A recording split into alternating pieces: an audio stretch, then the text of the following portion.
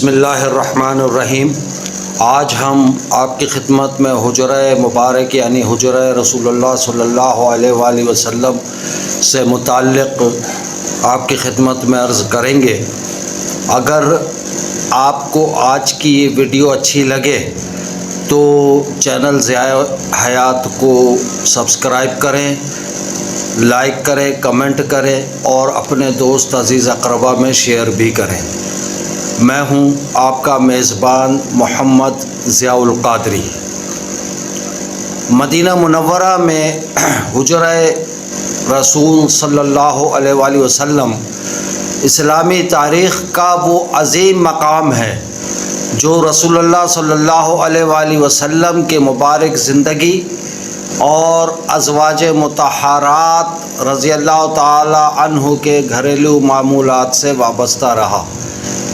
امام نور الدین علی بن احمد السمہودی رحم اللہ نے اپنی معروف کتاب وفاء الوفا باخبار دار المصطفیٰ میں حجرہ مبارک کی ساخت، ابعاد اور اطراف سے متعلق متعدد تاریخی تفصیلات بیان کی ہیں۔ علامہ سمہودی رحم اللہ کے بیان کے مطابق حجرہ مبارک کی لمبائی مشرق سے مغرب یعنی قبلے کی سمت تقریباً 4.80 میٹر تھی۔ سمت تقریباً یعنی یہ جو قبلے کی سمت ہے یہ 4.80 میٹر تھی، جبکہ شمالی جانب تقریباً 4.69 میٹر اور شمال سے جنوب کی چوڑائی تقریباً 3.43 میٹر بیان کی گئی ہے۔ اندرونی دیواروں کے کناروں کی موٹائی تقریباً 0.68 میٹر بتائی گئی ہے، جبکہ مشرقی جانب بعد کی تعمیر میں یہ موٹائی تقریباً 0.62 میٹر رہی۔ حجرہ مبارک کا شمالی حصہ حضرت فاطمہ الزہرا رضی اللہ تعالی عنہا کے گھر سے متصل بتایا گیا ہے۔ بعض تاریخی روایات میں ایک چھوٹی سی کھڑکی جسے کوہ کہا جاتا تھا کا بھی ذکر ملتا ہے، جس کے ذریعے رسول اللہ صلی اللہ علیہ وآلہ وسلم اپنی صاحبزادی حضرت فاطمہ رضی اللہ تعالی عنہا کی خیریت معلوم فرمایا کرتے تھے۔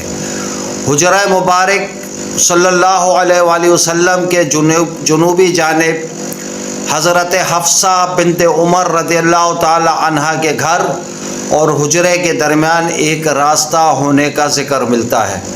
مشرقی جانب مصلی الجنائز اور مغربی جانب مسجد نبوی صلی اللہ علیہ وآلہ وسلم تھی۔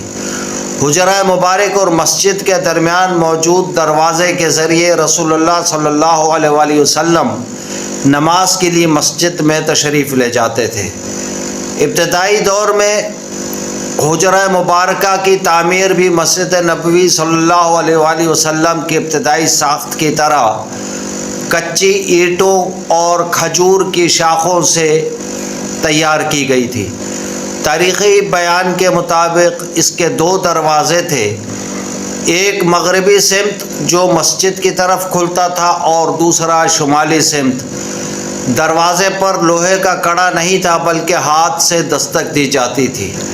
دروازہ لکڑی سے بنا ہوا تھا اور ایک پٹ پر مشتمل بنایا گیا۔ یہ تمام تفصیلات ہمیں مدینہ منورہ کے اس مبارک دور کی سادگی اور رسول اللہ صلی اللہ علیہ وآلہ وسلم کی گھریلو زندگی کی جھلک دکھاتی ہیں، جب مسجد نبوی صلی اللہ علیہ وآلہ وسلم اور اس سے متصل حجرات نہایت سادہ تعمیرات پر مشتمل تھے۔ اہم تاریخی وضاحت کرنا بہت ضروری ہے۔ حجرہ مبارک کے ابعاد اور اس کی قدیم ساخت سے متعلق مذکورہ تفصیلات بنیادی طور پر امام سمہودی رحم اللہ کی تاریخی کتاب وفاء الوفا میں منقول بیانات پر مبنی ہے۔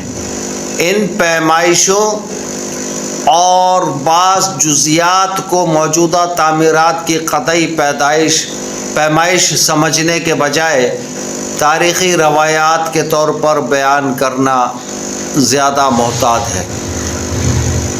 تاریخی مصادر میں منقول معلومات کی بنیاد پر یہ گفتگو کی گئی ہے۔ حجرہ مبارک کے موجودہ ساخت مختلف ادوار کی تعمیر اور توسیع کا نتیجہ ہے، اس لیے قدیم اور موجودہ ساخت کو ملحوظ رکھنا بہت ضروری ہے۔ امید ہے کہ آپ کو آج کی یہ تاریخی